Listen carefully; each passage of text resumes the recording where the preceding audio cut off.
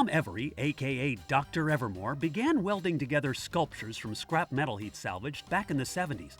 And over the years, he's managed to fill up a field near Baraboo, Wisconsin with the whimsical results. The good doctor resides part-time in a nursing home now, but his gal Friday, Lady Eleanor, was willing to give us a guided tour of the wildly imaginative world he's created. Lady Eleanor, I presume? Yes. And this is the land of Dr. Evermore. Yes, this is. And it's been around for how long? 31 years. Dr. Evermore made all this stuff out of scrap metal. Yes, recycled scrap metal. And most of his things on here are from industrial wrecking jobs he's done. Right. They aren't just things brought in and purchased. He already had it. It's the name of the celestial ears. Oh, that's the celestial ears. The speaker is from Beloit, Wisconsin. And the brass that's around it was brass he couldn't sell because there were some scratches on it. Perfect for us. This is called the Epicurean, food-related in some way. It was my backyard barbecuer. And this is 1976. It's the oldest piece here. It's a guitar, isn't it? It's a guitar. That is a tub for burn victims. Burn victims. We had a problem here with a live bomb. And Wait a minute. You had a problem with a live bomb? yeah, 4 live bombs were given to Dr. Evermore. They were souvenirs from the war.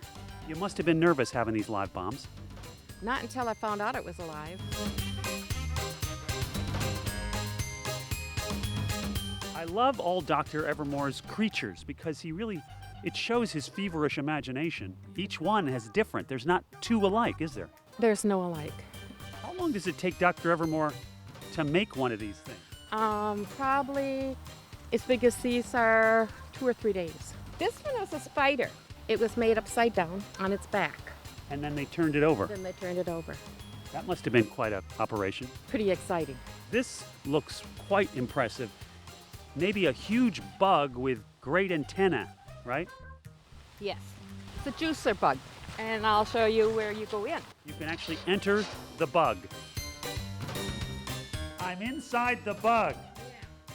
And I'm coming out. This is the Overlord Tower. There's one more section that needs to go on top, and then he'll be done with it. So a lot of these are still in progress. Absolutely. Is he still making stuff? I know his health is not what it used to be. Yes, he designs. We take the materials to the nursing home. He picks out what he wants, and then we have other welders that put it together. Most of the time, I have him be here at the park so he can watch the people. What is this called? Forevertron. The Forevertron. This did not take 3 days to build. 4.5 years to build it. Wow. That's kind of a big piece, but What is the myth behind it? the myth behind it, the myth is fact. You want to perpetuate yourself back into the heavens on a magnetic lightning force beam inside a glass ball inside a copper egg. Well, yeah, I got room for you. You can ride along with me. I see the copper egg there, and I see the huge telescope-looking thing, right? That's for the nincompoops like you, that non-believers. When we fire you off, whoever's back, they can keep the telescope on that thing and make sure you made it instead of dropping in the cornfield. Is the idea. There's at least 1,000 ton of miscellaneous things sitting around here. When you look at a piece of discarded metal somewhere, do you immediately start thinking that could be a bird, or that would be a great rocket ship to the stars, or do you think in those terms? The answer to that question is, I really don't know anything what I'm doing.